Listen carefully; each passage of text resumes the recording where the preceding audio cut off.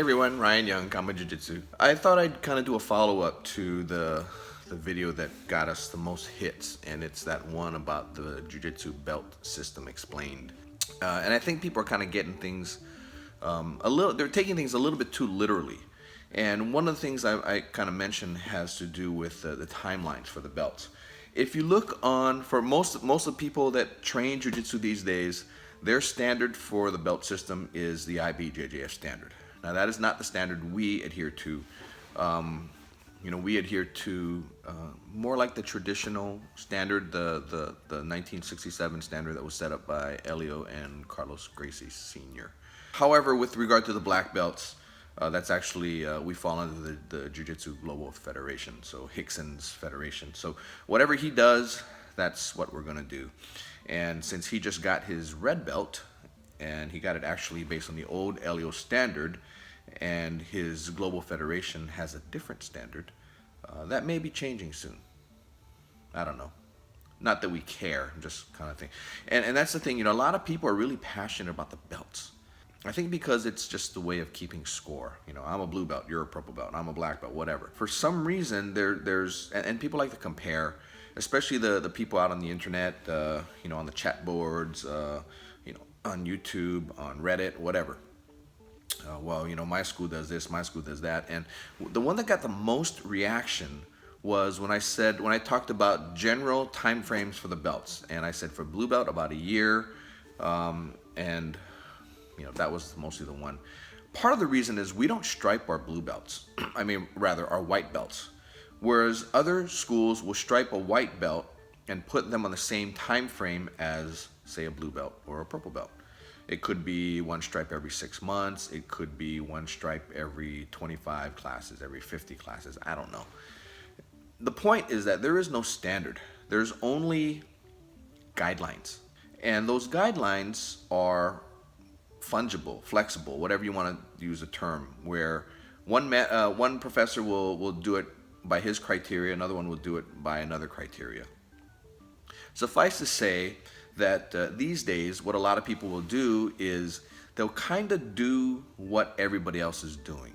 So let's say you're a school that does a lot of competition, and you find that the schools you compete with are holding their white belts back 2 years, 2.5 years. Well, guess what's going to happen? You're going to want your white belts to be competitive, so you're going to make them sit at white belt for a long time. Maybe even have a criteria like they have to win something, whether it be a match or a title or something, before they get the next step or before they get their next belt, what have you. These are just guidelines, and they're not set in stone.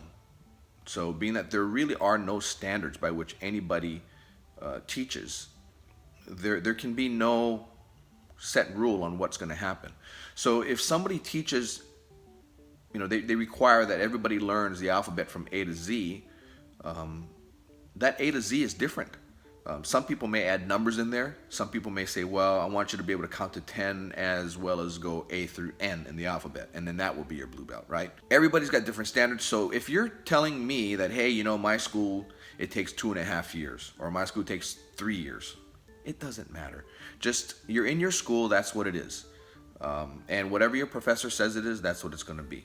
I'm just telling you from my experience, to have somebody at a certain level, meaning a blue belt level, 1 year is about an average, which means you have some do it a little sooner, some do it a little later. Right? I have a friend who's a professor, and he doesn't give anyone a blue belt prior to, is it 2.5 years?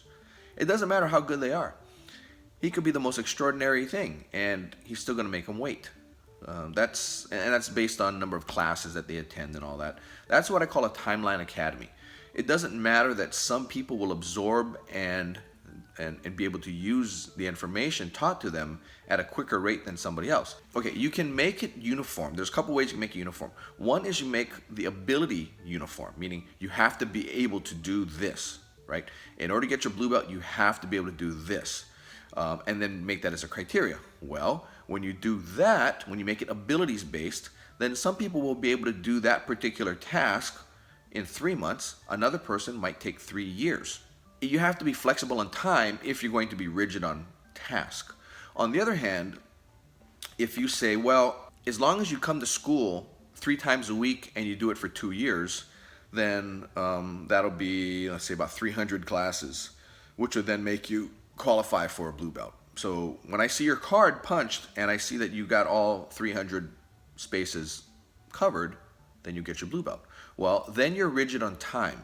But when you're rigid on time, you have to be flexible on ability or task. You're gonna have some people, if you give 10 tasks in the 2 years or 300 classes that you're gonna use to offer the blue belt, some people are gonna get all 10 done. Some people will get an additional 2. Some people will only get 5 tasks done. But since they've been training for 2 years, 3 times a week, you're gonna give them the belt. Well, for us at Kama Jiu Jitsu, we're more focused on the abilities and the tasks more than the time.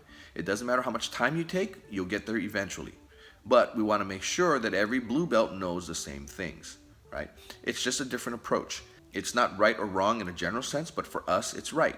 Now, for somebody who says, our professor doesn't do it for, 2 years, you gotta be 2 years minimum, then there's a good chance that he's on a timeline, which means that he's more rigid on time more than he is on abilities. And that's fine. That's just his way of doing it. As we say in Hawaii, that's his kuleana. Professors then have other reasons for holding somebody at a particular belt. I know, I have a friend who's now a black belt, but he was a blue belt for 6 years. 6 years. And he was killing people at blue belt. Right? It was getting to the point where purple belts weren't able to keep up with him, and he's wearing a blue belt. Why? Because his professor held him back for whatever reason. I don't know what it is. But once he hit purple, he had purple for a year, brown for a year, and then went to black. So he went from blue belt to black belt in 2 years. Master Fabio Santos, he was a purple belt, I want to say, for at least 6, maybe 7 years. But went to brown in a year, and, so 1 year later, he's a black belt. So he went from purple to black in a year, right? So which means that he ended the purple, got his brown, then from 1 year later, boom, he was a black belt. So in the end, it all works out. It's just that you'll just be sitting with a particular belt. It's not going to be perfectly even where it's going to be all at set time intervals. And a lot of the reason is because, let's say there's 10 things that I need you to know to get to your purple belt, but you've only done 9. You got the 9 done quick, and you thought, wow, I'm really killing it.